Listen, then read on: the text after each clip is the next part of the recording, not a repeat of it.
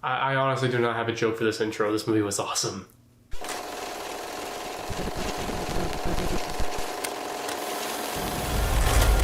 I cleaned your boots. I'll go get them for you.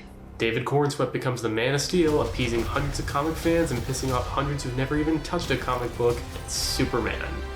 While I was excited 2.5 years ago with the announcement of not only James Gunn tackling a Superman movie, but him tackling the entire DC universe, I was a little disappointed because Henry Cavill did get the shaft. The promise of his return in Black Adam, with the implication of playing a more hopeful, comic-accurate Superman, left many fans to turn on James Gunn. And while I also felt that resentment, I quickly moved on from it because when I thought about it, there never really was a good Superman movie with Henry Cavill.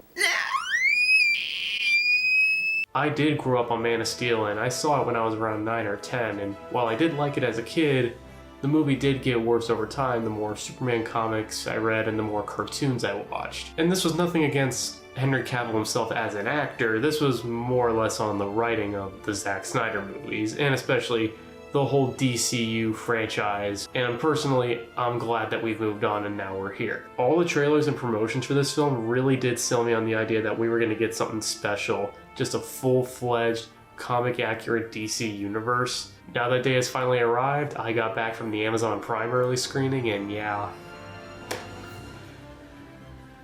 James Gunn killed it. This movie and its portrayal of the Man of Steel is probably my favorite next to Christopher Reeve's Superman. They return to the more hopeful and kind Superman, you know, someone who's always looking out for the little guy and trying to save anyone that he can, make sure no one's in harm's way.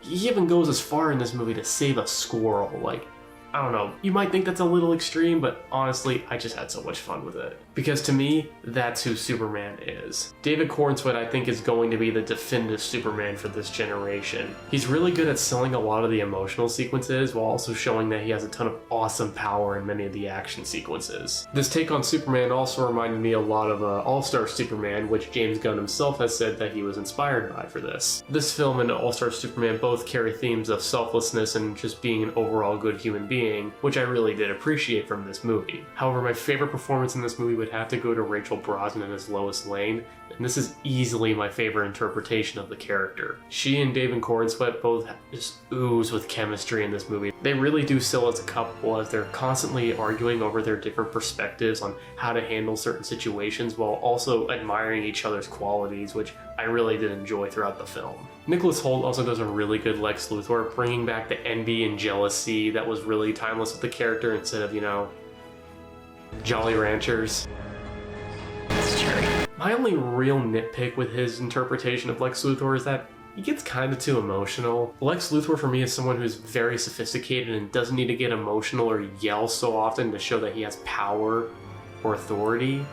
And I feel like Nicholas Hoult does that a little too much in this performance, but this is only a very minor nitpick. My other favorite character would have to be Mr. Terrific, played by Eddie Gathegi, who has easily the best delivery and gets the funniest lines throughout the film. The action sequences, particularly the flying sequences, just looked incredible, especially on a huge IMAX screen. The cinematography in the film really does showcase how graceful Superman can be while flying, while also showcasing just his unique powers and way of getting out of situations. The CG also looks pretty great. It looks pretty consistent throughout the movie. It doesn't look overly fake like some other recent comic book movies have. I think Krypto was probably the best effect in the entire film, and yeah, let me just say I loved Krypto in this movie. I was a little concerned on how they were going to do it because he is a dog with superpowers after all. It can come off maybe a little too goofy. They do the very smart thing and make him like a reckless dog that doesn't listen, and as an owner of 2 dogs myself, I very much related to it. The score by John Murphy and David Fleming is also very unique, combining elements of the John Williams theme with some original themes that I think will also really stand out among the other Superman themes throughout the years. Now, I wish I could say this film was flawless because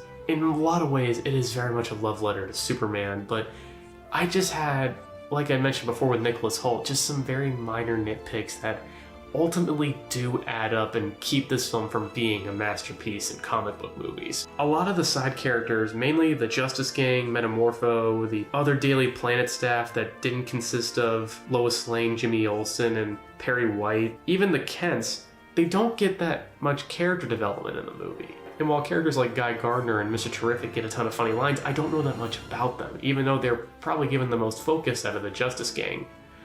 Hawkgirl, she's just there. This might also be because the film skips the Superman origin story while also kind of skipping the background of this universe in a way.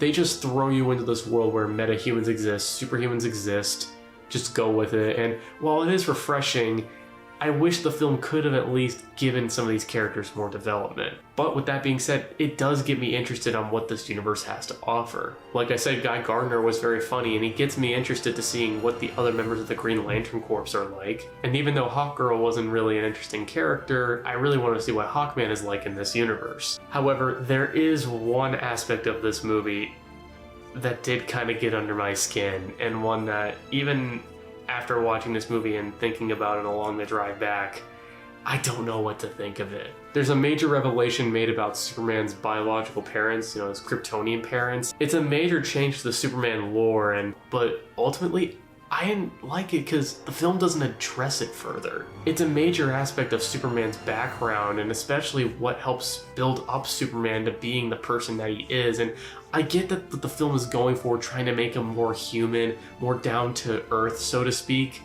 But if you're gonna do something this major to his lore, you gotta at least put more into it instead of just leaving it at that. Once you see the movie, I think you'll know what I'm talking about, and I'm curious to see in the comments what you guys will think of this. Overall, Superman is the most fun I've had with a comic book movie, probably since Avengers Infinity War. It really does embrace its comic book roots, just leaning into the corniness, leaning into the cheesiness of it all. It brings this world of metahumans and super beings that's very reminiscent of the DC animated series, and even kind of the Sam Raimi Spider-Man movies, and it really hooked me into the possibilities of what you could do with this. I really can't wait to see what this universe's version of Batman, Wonder Woman, Cyborg, the other Green Lanterns, the Flash, I really just can't wait to see what all these DC characters are going to be like in this universe, because if all the upcoming DC projects are going to be anything like Superman, I have full faith in James Gunn. I'm going to give Superman a 9 out of 10.